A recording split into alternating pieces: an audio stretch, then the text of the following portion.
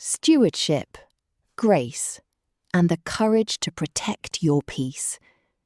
A guide for mothers of special needs children on financial planning, legacy, and trusting God's sovereignty. Written by Susanna Sunday.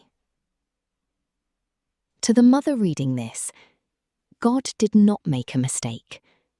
When He formed your child, and when He chose you to be their mother, He saw every diagnosis.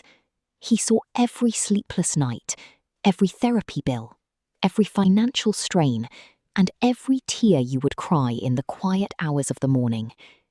He saw every person who would misunderstand you, minimize you, and judge you from the comfortable distance of a life they have never had to live.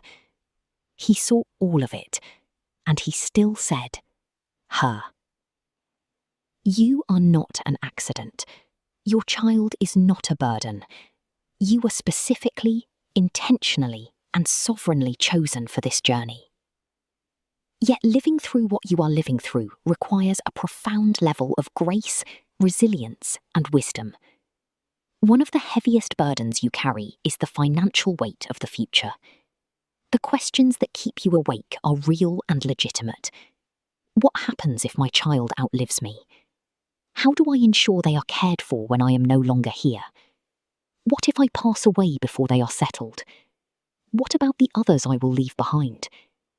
How do I manage the little or the much that I have right now when the demands on it are so great? These questions are not signs of a lack of faith. They are the questions of a faithful, responsible, and deeply loving mother, and they deserve real, practical answers. This is a guide to financial stewardship, legacy planning, and protecting your peace. It is about understanding that ultimately God is in control of everything, but that He has called you to be a wise steward of the resources He has placed in your hands. He is the owner, you are the manager, and a good manager plans ahead. Part 1. The Theology of Stewardship. You are a manager, not the owner. In the secular world, conversations about money centre on ownership, accumulation, and personal achievement. But the biblical perspective is entirely different. God owns it all, and we are simply stewards, managers of what He has entrusted to us.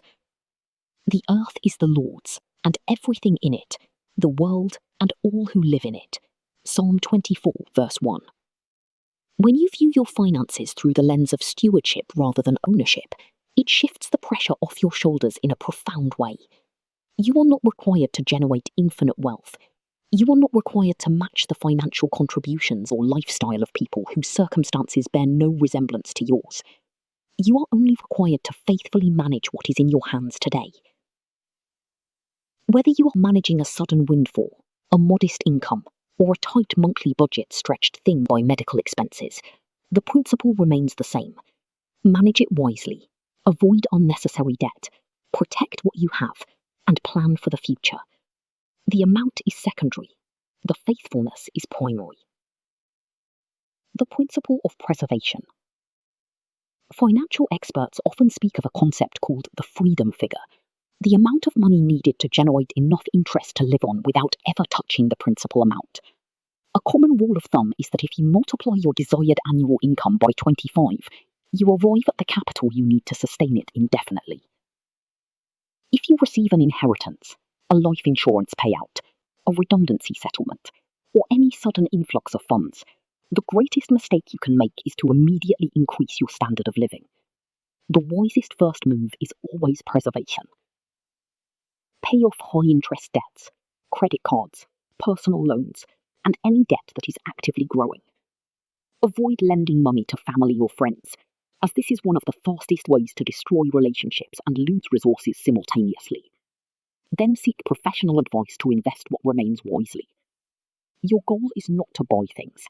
Your goal is to buy time and security for your family, and most especially for your child. Part 2. Legal and financial structures that protect your child. For a mother of a special needs child, financial planning carries a dimension that most people never have to consider. It is not simply about retirement or leaving a comfortable inheritance. It is about ensuring that your child's care continues seamlessly. Life insurance, creating a safety net. Life insurance is one of the most effective and accessible ways to ensure there is a financial safety net for your child if you pass away unexpectedly. Critical rule: never name your special needs child directly as the beneficiary of a life insurance policy. Doing so can instantly disqualify them from vital government assistance programs. Instead, the policy should be directed to a special needs trust, with the trust named as the beneficiary. The Special Needs Trust, the cornerstone of your plan. A special needs trust is a legal arrangement specifically designed to hold and manage assets for a person with a disability in a way that does not compromise their eligibility for government assistance programs. It is the single most important legal tool available to you. The trust is funded through your estate, your life insurance policy, savings, or contributions from extended family members. Grandparents, for example, can contribute directly to the trust rather than giving money to the child. Wills and estate planning. The full picture. A will alone is not sufficient for a special needs family. Your will must work in tandem with your special needs trust. You must make two critical designations: a guardian, the person who will take over the physical, day-to-day care of your child, and a trustee, the person who will manage the financial assets within the trust. These do not have to be, and in many cases should not be, the same person. Separating the roles creates a natural system of checks and balances. Immediate, low-cost steps you can take today. If formal trusts feel financially out of reach right now, do not allow the enormity of the ideal plan to paralyze you from taking any action at all. Doing something is infinitely better than doing nothing. Create a letter of intent.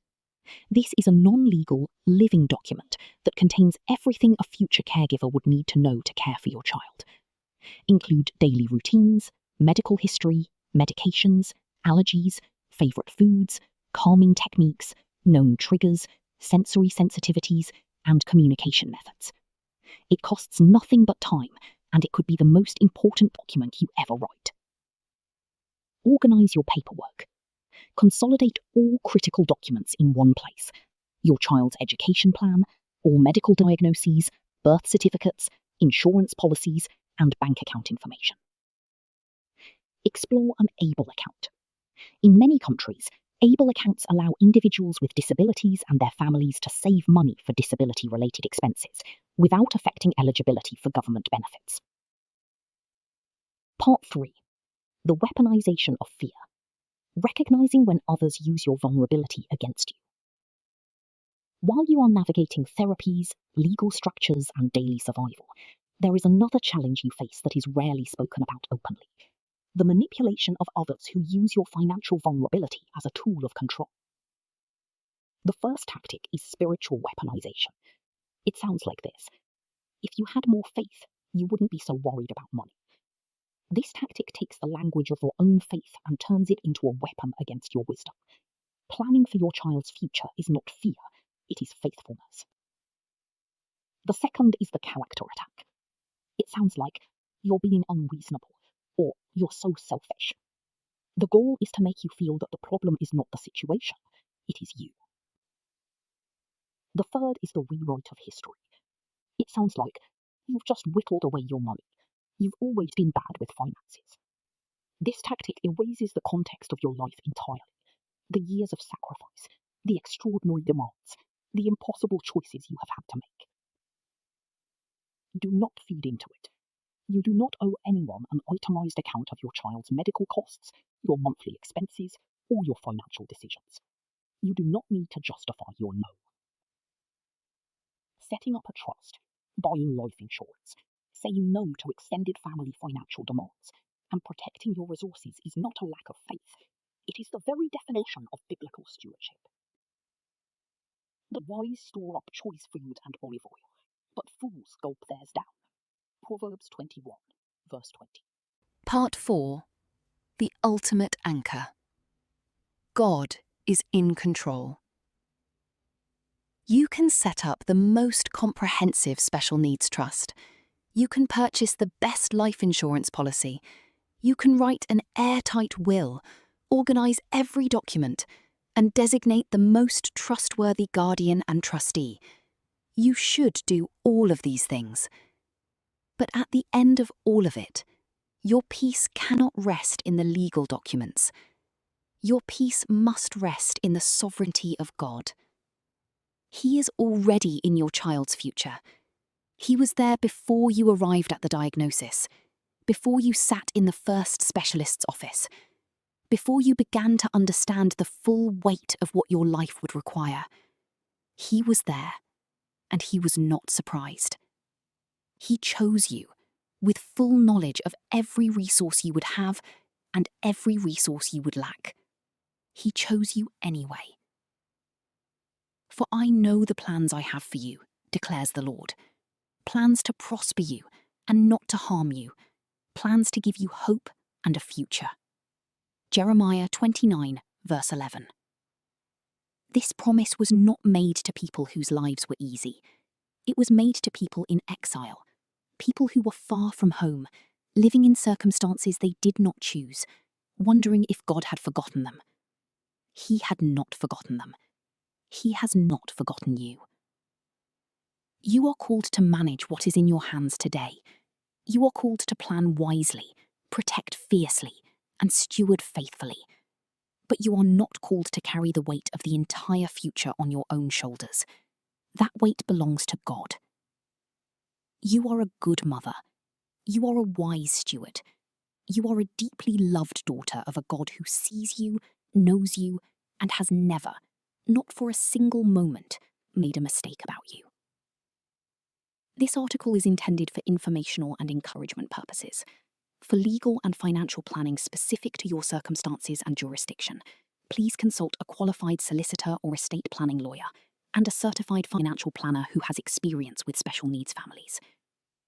For more articles, devotionals, and resources for mothers of children with special needs, visit mothersfaith.xyz. Written by Susanna Sunday.